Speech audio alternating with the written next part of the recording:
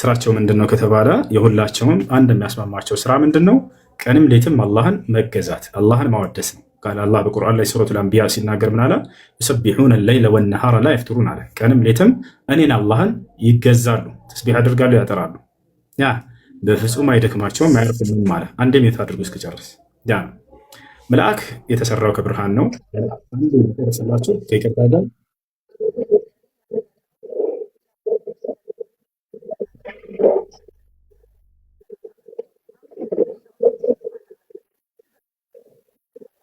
ክብሩ ምንድን ነው?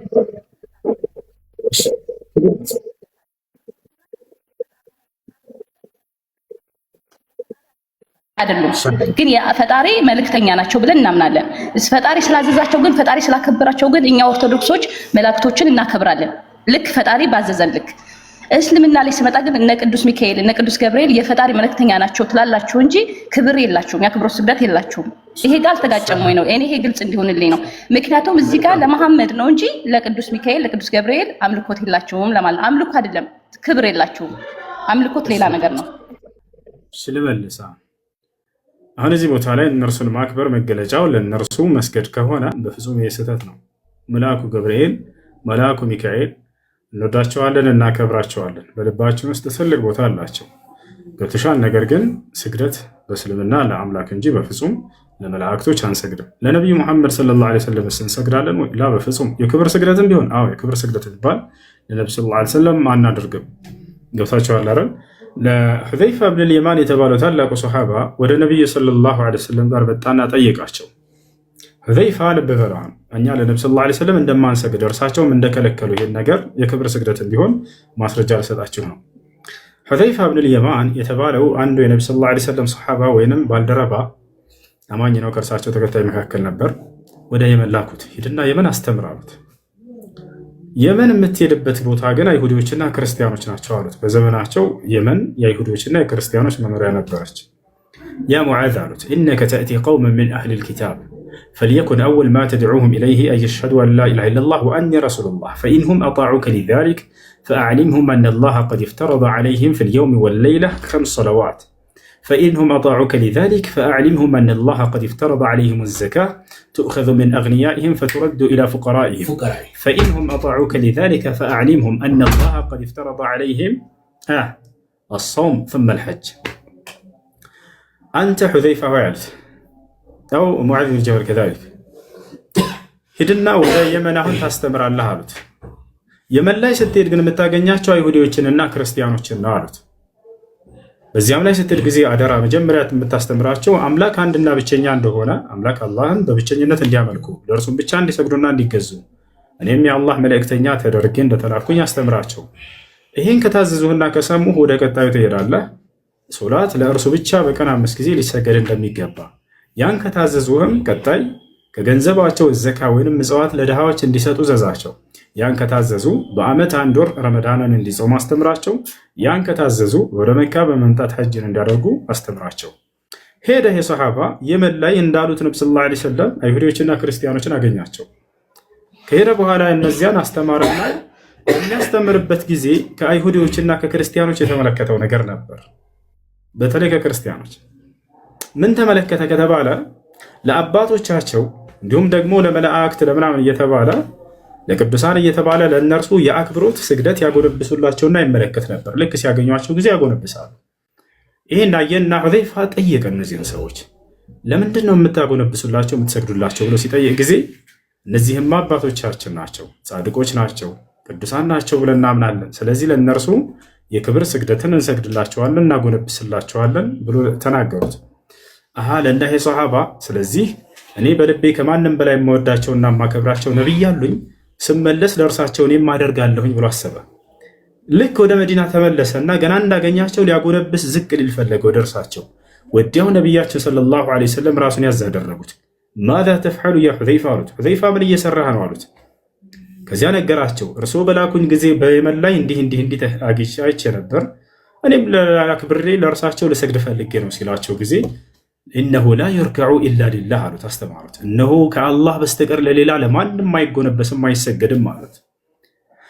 ከዚያ በኋላ ምን አሉ? እነዚያ ሰዎች ክርስቲያኖች የመን ላይ ያገኛቸው ለምን እንደሚሰግዱ ለአባቶቻቸው ለቅዱሳኖቻቸው ምክንያቱን ነገሩት። አማ ሃኡላሉ እነዚያ ሰዎችም አሉ ፈቀድ ሐረፉ ኩቱበሁም ወቀተሉ አንቢያአሁም አሉ ወከዘቡ ዐላ አንቢያኢሂም። እነዚያማ መጽሐፋቸውን ስለበረዙና ነቢያቶቻቸውንም ስላስተባበሉ ነው ይህን መንገድ የያዙት እንጂ በፍጹም ነቢያትና በነቢያት ትምህርት ላይ ለፍጥረታት እንዲሰግዱ ማናቸውም ያስተማራቸው የለም። ስለዚህ ይህ ለመላእክት መስገድና ለነቢያት ለቅዱሳን ለጻድቃን መስገድ በፍጹም ይህ አምላክ በነቢያት በኩል ያወረደው ትምህርት አይደለም። በየትኛውም ዘመን አምላክ አላህ ይህን በሱራ አልዕምራን ላይ ሲናገር ወላ የእሙረኩም አን ተተኪዙ ልመላኢከተ ወነቢይነ አርባባ ይላል። አየእሙሩኩም ቢልኩፍሪ ባዕደ ኢዝ አንቱም ሙስሊሙን ይላል። ከእኔ ከአላህ ውጭ ለሌላ አካል እንድትሰግዱ እንድትገዙ ወይንም እንድታጎነብሱ አንድ የሚያስተማራችሁ የነቢይ ትምህርት የለም ይላል። እንዴት ነው ከእምነት በኋላ ክህደት ሊያዟቸው የሚችሉት? ስለዚህ ለእኔ ብቻ ስገዱ ፈሰሊ ሊረቢከ ወንሓር ይላል። ለእኔ ለጌታ ብቻ ስገድ በእኔም ስም ብቻ ሰዋ እያለ ይናገራል። ቁል ኢነ ሰላቲ ወኑሱኪ ወመሕያየ ወመማቲ ሊላሂ ረቢል ዓለሚን፣ ስግደቴም መስዋዕቴም ህይወቴም ሞቴም ለዓለማቱ ጌታ ለአላህ ብቻ ነው በል ይላል። ይህ ነው። ስለዚህ ያ ነው። ስለዚህ እኛ መልአኩ ገብርኤልን በጣም እንወደዋለን፣ እናከብረዋለን። በውስጣችን ላይ በጣም ትልቅ ቦታ አለው ገብርኤል። ነገር ግን ለእርሱ አንሰግድለትም። እርሱ ልክ እንደኛ እዚያ ለፈጠረው ለአንዱ አምላክ የሚሰግድ ነውና እኛም በእርሱ መንገድ ላይ እዚያ ለፈጠረ ለአንዱ አምላክ ብቻ እንሰግዳለን። ገብቷቸዋል። አላህም በቁርአን ላይ ሲናገር ለየስተንኪፈ ልመሲሑ አን የኩነ ዓብደን ሊላሂ ወለልመላኢከቱ ልሙቀረቡን አለ። ክርስቶስም ሆነ እንዲሁም ታላላቅ የቅርብ መላእክቶቼ እንደ ገብርኤል እንደ ሚካኤል ለእኔ ከመስገድ አይጸየፉም። እነርሱ ለእኔ ሰጋጆች ከሆኑ እናንተም ልክ እንደርሱ ለእኔ ሰጋጅ ብቻ ሆኑ እንጂ ለእነርሱ የምትሰግዱ እንዳትሆኑ እያለ አላህ ሱብሓነሁ ወተዓላ ያስጠነቅቃል። ገብቶሻል አይደለ? ያ ነው መልአክን መውደድ የእምነታችን አንደኛው መሰረት ነው። አንድን መልአክ ገብርኤልን የጠላ ሰው ከእስልምና ይወጣል። ያ አሁን ያሳየው አንቀጽ ላይ አላህ ምን ይላል? ገብርኤልን የሚጠላ ሰው በቁጭት ይሙት ከሃዲ ነው እያለ አላህ ይናገራል። ገብርኤልን መውደድ ከእምነታችን መገለጫ ነው። እርሱን የጠላ ሰው ከእስልምና ይወጣል። ሌላ ሳይሽ ቁርአን ላይ ያለ ለገብርኤል ቦታ እንዴት እንደ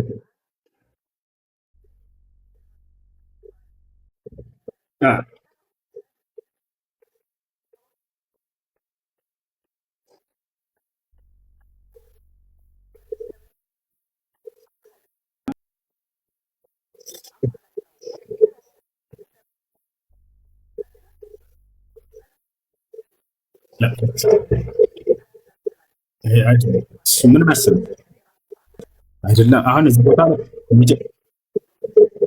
ምን መሰለሽ እንዴት መሰለሽ ልዩነቱ ምን ላይ መሰለሽ? ልዩነቱ ምን ላይ መሰለሽ? መላእክቶችን እንወዳለን እናከብራለን፣ ግን እኛ ስግደት ለአምላክ ብቻ እንጂ አምልኮ ለአምላክ ብቻ እንጂ በፍጹም ለፍጥረታት የሚገባ ነገር አይደለም። አሁን ገብርኤልን አንደኛ ትስሉታላችሁ በቅርጽ ሚካኤልን ትስሉታላችሁ። ነገር ግን እኛ ጋር እንደዛ ብሎ ሂሳብ የለም። መልአክን አንድስ እንኳ ያየ የለም ከነቢያት በስተቀር። እንዲሁም ደግሞ ነቢያቶች ጋር አብረው የነበሩ አካሎች ሰሓቦች አንዳንዴ ለምስክር የሆኑ ዘንድ ይገልጥላቸዋል። እነዚያ ግን በስዕል ቀርጸው የሚስሉ አይደሉም። ገብቷቸዋል። ያ ነው መልአኩ ገብርኤልና ሚካኤል። ሁለተኛ ስዕላቸውን ስለኛ የምንሰግድላቸው አይደለም። ሶስተኛ ያማልድልናል የሚለውን እኛ እርሱን እንዲያማልድልን የምንጠይቅ አይደለም። ድምፅ አይሰማም እንደ ልጆች የእሱ አይሰማም። እሺ ከተሰማችን ያዳምጡ።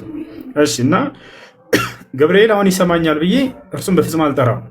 የሚሰማኝ ሁሉን የሚሰማ አምላክ አላህ ሱብሓነሁ ወተዓላ ብቻ ነው።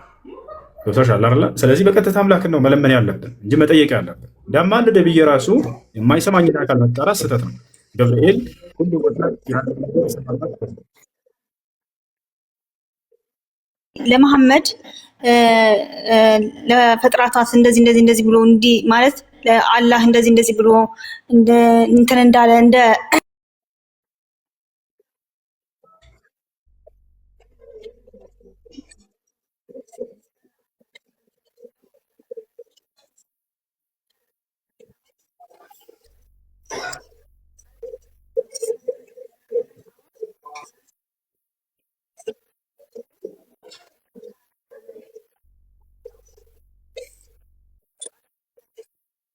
ብለህ ታስባለህ? እሱ እንዳመጣው እናንተ እንዳላችሁት ያወረደው እሱ ነው ብላችሁ ታስባላችሁ? መላእክታን ናቸው ወይም ገብርኤል ናቸው። ጀብርኤል የምትሉት ማለት ነው። ያመጣው መልአክ እኛ የምንናገረውን አይወስድም ብላችሁ ታስባላችሁ? እኛ አሁን የመጨረሻው ግልጠተ መለኮት በነቢዩ ሙሐመድ ሰለላሁ ዐለይሂ ወሰለም እስከ እርሳቸው ድረስ ነበር። ከዚያ በኋላ ሰዎች መልአክ ተገልጦላቸው ከዚያ ያናገሩታል፣ ያደርስላቸዋል ምናምን። አሁን እኛ ብንናገርም ያደርስልናል ምናምን ሳይሆን በቀጥታ አምላክ እኔን ተጣሩኝ ነው ያለው፣ እኔን ተገዙኝ ነው ያለው። እርሱን ብቻ ነው የምንጣራው። አምላካችን አላህ ሆይ እንዲህ አድርግልን የማለት ስልጣን አለን እኛ እንጂ አከሌ መልአክ ገብርኤል እንዲህ አድርስልኝ ላ ገብርኤል ሁሉ ቦታ ያለን የሚሰማና የሚያይ አይደለም። የተገደበ ፍጡር ነው። ገብቶሻል አይደል? አምላክ አድርግ ሲለው ጊዜ የሚያደርግ ብቻ ነው። እኛ ሳንሆን ገብርኤልን የምንጠይቀው፣ እኛ አምላክን እንጠይቀዋለን። አምላክ ደግሞ ገብርኤልን ሊልክልን ይችላል፣ መላእክቶችን ማለት ነው። ያ ነው ይሄን ነው። እና ኢየሱስ ክርስቶስ አይተሽ ከሆነ መጽሐፍ ቅዱስ ላይ ምናልባት በመጽሐፍ ስለረዳሽ ክርስቶስ በጴጥሮስ ሰይፉን መዞ የካህናቱን አለቃ ጆሮን በቆረጠው ጊዜ ሰገባህን አስገባ ካለው በኋላ ምን አለው? እኔ ብፈልግ አባቴን ብጠይቀው የሰማይ ሰራዊት መላእክቶችን የማይልክልኝ ይመስልሃልን አለ። ስለዚህ ያን አንዱን አምላክ ትጠይቂያለሽ፣ ያ አምላክ ደግሞ ለአንቺ መላእክቶችን ሊልክልሽ ይችላል። አንቺ ግን መላእክቶችን አይደለም የምትጠይቂው። ገብቶሻል? መላእክቶች ሁሉን ቦታ የሚቆጣጠሩና የሚያዩ የሚሰሙ አይደሉም፣ የተገደቡ ናቸው።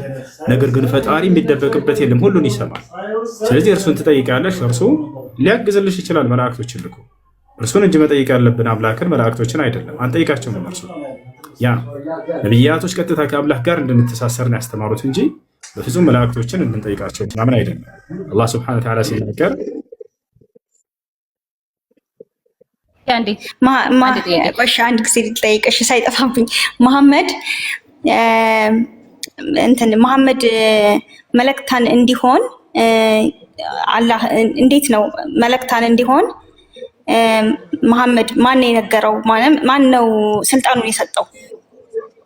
ወይስ ከተወለደ ጀምሮ ነው ወይስ ካደገ ጀምሮ ነው? እንዴት ነው ስልጣኑ ሊሰጠው የቻለው? በምን በኩል ነው ስልጣኑ የተሰጠው? በጣም ጥሩ ጥያቄ። የነብይነት አገልግሎታቸውን የተበሰሩት በ40 ዓመታቸው ነው።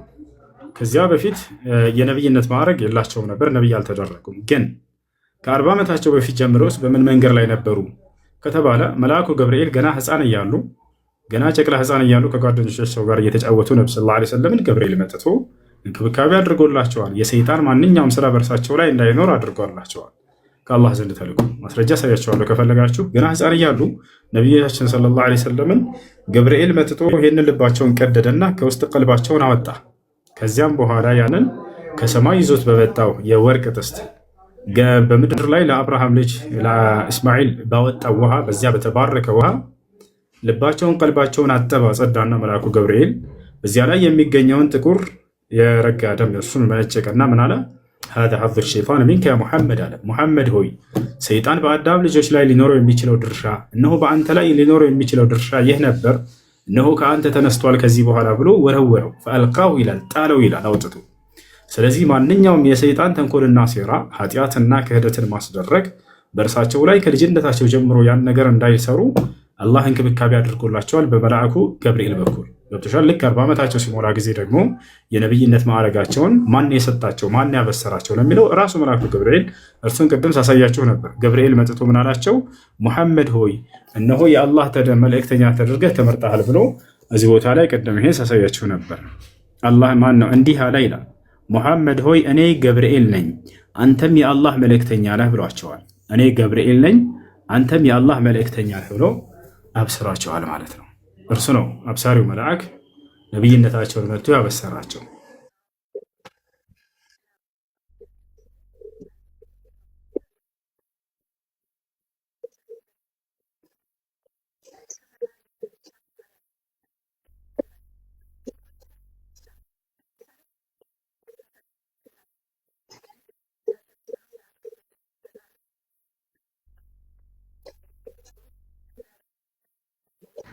ነብዩ መሐመድ በእስልምና ላይ ምንድነው ድርሻቸው? ምንድነው የሚያደርጉት? እናንተ ነብዩ መሐመድን እያመለኳቸው ታመልኩታላችሁ ይቅርታ ምን ልል ነው ያኔ ላከብር ፈልጌ ነበር፣ ግን ታመልካላችሁ ምንድነው ያኔ ነብዩ መሐመድ እስልምና ላይ ምንድነው ድርሻቸው ታዲያ? ኦኬ በእርግጥ በነብያቸው ጊዜ ብዙ ነገሮችን ስርዓትን ጽፈውላችኋል ለእስልምና። ኦኬ ይሄን ትእዛዙን ታያላችሁ። ግን አሁን እኛ ቅዱስ ገብርኤል ያማልዳል ብለን እናከብራለን፣ መላእክቶች ያማልዳል ብለን እናከብራለን። አንሰግድም፣ አምላክ ናቸው አላልንም። ግን ነብዩ መሐመድ እስልምና ላይ ምንድናቸው? ምን እያደረጉ ነው? ከቅዱስ ገብርኤል በላይ አድርጋችሁ ነው የያዛችሁትና ለመጀመሪያ ጊዜ ቅዱስ ገብርኤል ነው ከፈጣሪ ቅርብ የሆነው ለእሳቸውም ለፍጡራን ሁሉ መልእክት ይዞ የመጣ። ግን እሳቸው ከእናንተ በእናንተ በእስልምና ላይ በቁርአን ላይ የነብዩ መሐመድ እንትን ክብራቸው ምንድነው ማለት ክብራቸው ይሁን ያኔ ምንድነው ስራቸው ለማለት ነው። ይቅርታ ያም ሶሪ እሺ ነብዩ መሐመድ ሰለላሁ ዐለይሂ ወሰለም በእኛና በአላህ መካከል ሆነው እውነተኛውን መንገድ ያስተማሩ የሆኑ ነብይ ናቸው። አሁን ላይ በእኛና በአላህ መካከል የሚያደርጉን ነገር አለ ወይ ከተባለ ላ። አሁን ላይ ቀጥታ እኛ አምላካችን አላህ ሱብሓነሁ ወተዓላ ነው የምንጠራው። በዘመናቸው በነበሩ ጊዜ ግን ሰዎች ሲቸገሩ መጥተው ሲታመሙ መጥተው ወደ እርሳቸው ችግራቸውን ያቀርቡላቸው ነበር፣ መፍትሄንም ያገኙ ነበር። ያ ማለት ይጸልዩላቸዋል። ነብዩ ሰለላሁ ዐለይሂ ወሰለም ችግር ካለባቸው ያንን ችግራቸው ይፈታላቸው ነበር። ህመም ካለባቸው ህመማቸውን ይፈወሱ ነበር። ያ ነቢያችን ሰለላሁ ዐለይሂ ወሰለም በህይወት እያሉ አይናቸውን የታመሙ ሰዎች ይመጣሉ። መፈወስ እንፈልጋለን፣ አይናችንን ማየት እንዲበራልን እንፈልጋለን ይላሉ። ወዲያው ነብዩ ሰለላሁ ዐለይሂ ወሰለም ያንን እንዲፈወሱ ያደርጉላቸው ነበር። ቦታቸዋል። በርካታ ማየት የተሳናቸውን ሰዎች ነብዩ ሰለላሁ ዐለይሂ ወሰለም አይናቸውን ፈውሰውላቸዋል። አሁን ላይ ግን ነቢያችን ሰለላሁ ዐለይሂ ወሰለምን ሄደን መጠየቅ እንችላለን ወይ? አንችልም። ሳንሄድም እዚሁ ባለንበት እርሳቸውን መጠየቅ እንችላለን። ከአላህ ጋር እንዳው የሚያደርጉልን ነገር አለ ወይ? የለም። ነገር ግን ምን ብለው አስተምረውናል? በቀጥታ አምላካችሁን አላህን አናግሩት እርሱ ይሰማችኋል ብለው አናግረውናል። አሁን እኛ ግንኙነታችን ትስስራችን በቀጥታ ከአምላክ ጋር እንጂ ማንም ነቢይና መላእክን አናናግርም። ገብቷችኋል አይደል? በቀጥታ አምላክን ነው የምናናግረው። አምላክ አላህን በቁርአን ላይ ሲናገር ይላል ወኢዛ ሰአለከ ዒባዲ ዐኒ ፈኢኒ ቀሪብ ይላል። ሙሐመድ ሆይ ባሪያዬ ስለኔ ከጠየቀህ እኔ ለእርሱ ቅርብ መሆኔን ንገረው ይላል። አይሻርል ኡጂቡ ዳዕወተ ዳዒ ኢዛ ደዓን አለ። የተጣሪን ጥሪ እሰማለሁ፣ እቀበላቸዋለሁ፣ አደርግላቸዋለሁ በሚጠሩኝ ጊዜ አለ። ስለዚህ በእኛና በአምላካችን መካከል ማንም አይነት መልአክም ሆነ ሰውም አያስፈልግም። በቀጥታ እርሱን እንጠይቀዋለን። ቶሻል ያ እና ስለዚህ የነቢያችን ሰለላሁ ዐለይሂ ወሰለም አገልግሎታቸው በህይወታቸው እያሉ ከአምላክ ቃልን እየተቀበሉ ለእኛ ማድረስና ማስተማር ያ ነበር። እንዲሁም በዘመናቸው በህይወት እስካሉ ድረስ የታመሙ ሰዎችና የተቸገሩ ሰዎች መጥተው ችግራቸው ሲያቀርቡላቸው መፍትሄን ያገኙ ነበር። እንዳልኳችሁ ማየት የተሳኑ ሰዎች መጥተው አይናችንን እንዲበራልን እንፈልጋለን ሲሉ ወዲያው አይናቸው እንዲበራላቸው ያደርጉላቸው ነበር። ይህ አምላክ አላህ በሰጣቸው ተአምር ማለት ነው። ልክ እንዲሁ የተቸገሩ ሰዎች ችግራቸው ይፈታ ነበር ወደ ነብዩ ሰለላሁ ዐለይሂ ወሰለም ዘንድ በመምጣት። ለምሳሌ አንድ ለናሙና ያክል ልጥቀስላችሁ። በነቢያችን ሰለላሁ ዐለይሂ ወሰለም ጊዜ ኃይለኛ ድርቅ ማነው ዝናብ እጦት ይገባል፣ እንስሳቶች እስኪሞቱ ድረስ መንገድ ሁሉ እንዳለ በቃ በእንትን እስኪደርቅ ድረስ እንስሳቶች የሚበሉት አጥተው ሰዎችም እስኪቸገሩ ድረስ ከዕለታት አንድ ቀን ጁምዓ ቀን ኹጥባ እያደረጉ እያለ መስጂድ ውስጥ አንድ ሰው ከገጠር መጣና በራቸው ቆሞ መስጂዱ በር ቆመና ያ ረሱላላህ ሀለከቲል አምዋል አላቸው። ወንቀጠዐት ስቡል እድዑላህ አን ዩጊሰና አላቸው። አንቱ የአላህ መልእክተኛ ሆይ ገንዘባችን አለቀ፣ እንስሳቶቻችንም ሞቱብን፣ አዝመራዎቻችንም ደረቁብን፣ እባክዎትን አላህ ዝናብን ይለግሰን ዘንድ ይለምኑልን አላቸው። ወዲያው ነቢያችን ሰለላሁ ዐለይሂ ወሰለም እጃቸውን አነሱና አምላክ አላህ ሱብሓነሁ ወተዓላ ተማጸኑት። አምላካችን አላህ ሆይ ለእነዚህ ሰዎች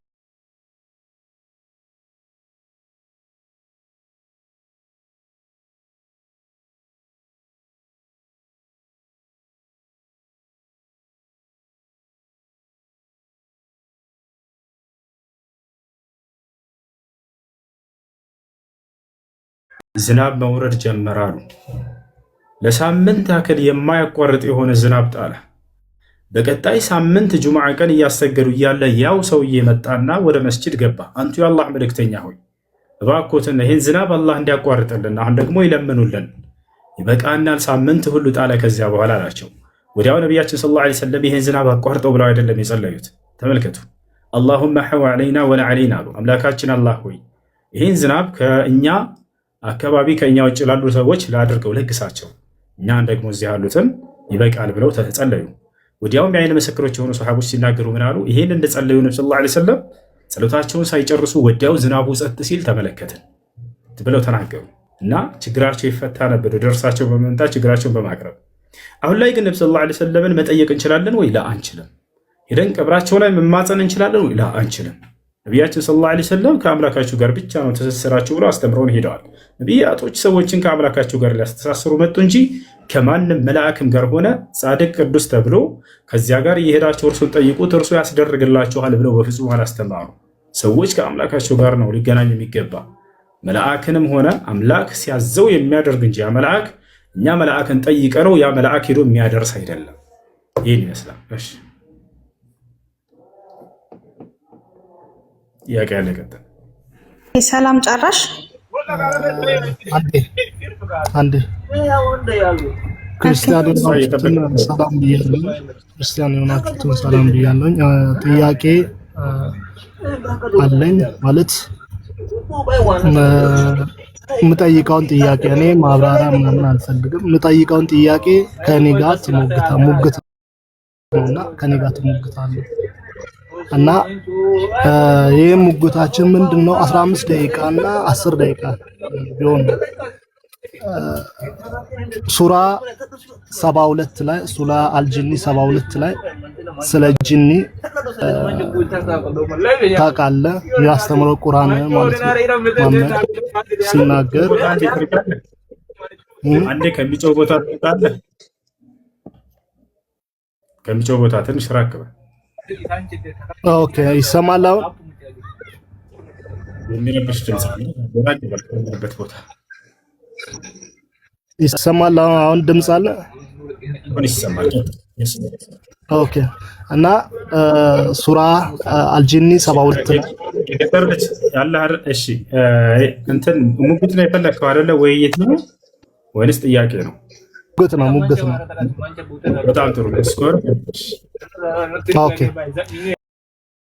ስለዚህ እዛ ጋር የሚያወራው አሁን ለምሳሌ ጂኒ የተቀበለ ቀጥተኛ መንገድ ላይ የሄደ ጂኒ የተባለ ፍጡር ከሰው ልጅ የተለየ ፍጡር አፈጣጠርም ሆነ ሁኔታው ከሰው ልጅ የተለየ ፍጡር እንዴት አሁን ለምሳሌ ሰይጣንን ለሙስሊሞች ጓደኛ ናቸው ወይም ወንድሞች ናቸው ሲባል ሰዎቹ ይናደዳሉ፣ ይሳደባሉ እና በዚህ ይሄ ምን ይመስላል?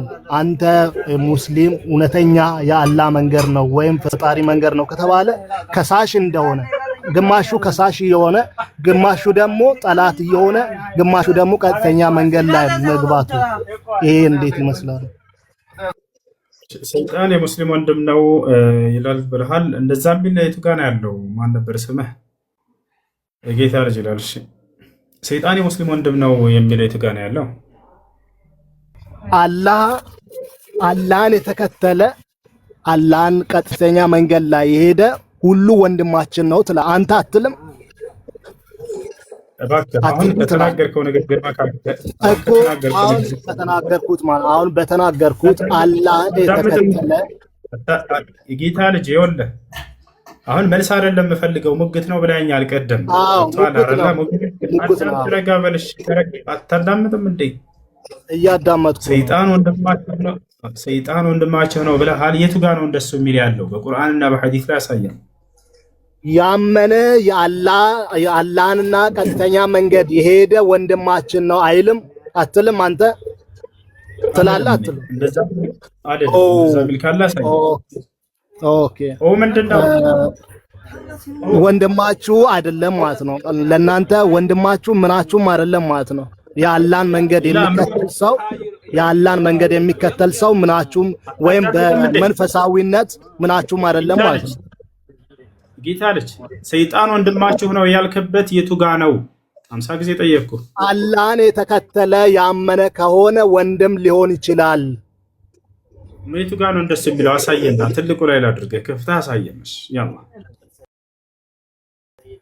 ስልኬ ላይ ነው ያለው፣ አንተ መክፈት ትችላለህ። ሱራ አልጂኒ 72 ላይ ያለውን መክፈት ይችላል። ወንድማችን ነው ሳይሆን አላህና ቀጥተኛ መንገድ ላይ ገባን ያላን ቃልን ሰማን ብሎ የሚናገረውን መክፈትና ማየት ይችላል። ስለዚህ አላህን የሚሰማና ቃሉን የሚሰማ ወንድም ነው ብለ አንተም ሆነ ሌላ ሙስሊም ሌላ ኡስታዝ ይሰብካልና ያስተምራል።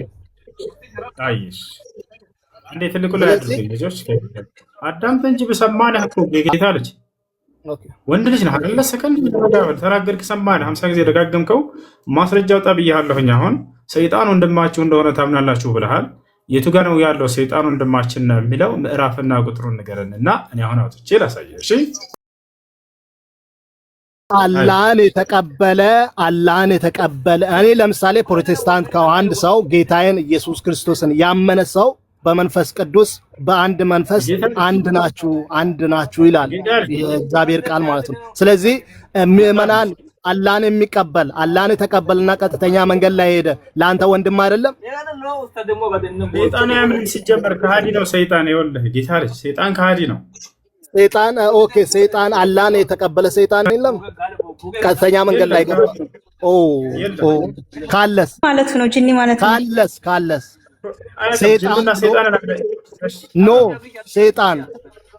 ሰይጣን ብሎ አላህን የተቀበለ ቀጥተኛ መንገድ ላይ የገባ ሰይጣን የለም። ከሰይጣኖች የለም። ኦኬ ስሙ አንዴ።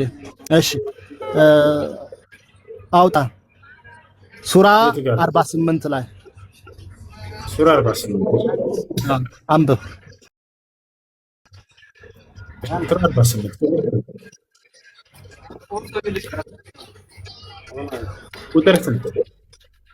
ቁጥር አንብበው እሱ ጋር ማለትም ቁጥር 8 ከ8 እና 9 አንብበው። ሱራ 48 ያው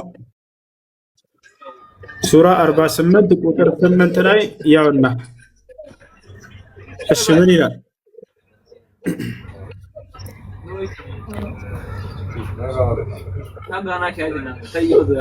አንዴ እንትን ስልኬ ላይ ነውና ስልኬ ከወጣው እንትን ቁጥር አይ ቲንክ ቁጥር ስህተት አለ፣ ግን 48 ላይ ሱራ 48 ቁጥር ስልኬ ላይ ነው ያለውና ከወጣው ትንሽ ይወጣልና የለም 48 ላይ ቁጥር ተሳስቻለሁ። አይ ቲንክ ከወጣው ያወጣል። ለማውጣት ከወጣው ያወጣኛል። ስለዚህ የለም ያመነ ሰይጣን የለም ሱራ 48 ላይ ሰይጣን ከሃዲ ነው። ላሳየህ እኔ ቃል በቃል ሰይጣን ከሃዲ እንደሆነ ሰይጣን ጠላታችን እንደሆነ ላሳየህ እና ልገላግለህ። ኦኬ አሁን ሰምታችኋል። እዚህ ጋር ያላችሁ ክርስቲያንም ሆነ ሁላችሁም ሰምታችኋል። ያመነ ሰይጣን እና ጂኒ የለም። ይቅርታ ጋር ማለት ነው። ትላንትና ስትል ሰምቼ ነበር፣ ስታወራ ሰምቼ ነበርና ጂኒ ያመነ ሁለት ናቸው ምናምን እያልክ ነበርና የሚያምን አለ ማያምን አለ እያልክ ነበርና የሚያምን አለ ማያምን አለ እያልክ ነበር። ኖ እህቴ አይደለም፣ ጂኒ ስለ ጂኒ አይደለም ያወራው። ጂኒ የሚባለውና ሰይጣን የሚባለው አፈጣጠራቸው አንድ ሆኖ እና አፈጣጠራቸው አንድ አይነት ሆኖ ነገር ግን አላህን ያልተቀበለና አላህን የተቀበለ ተብሎ ልዩነት አላቸው። ጂኒ ውስጥም ብቻም ሳይሆን ሰይጣን ላይ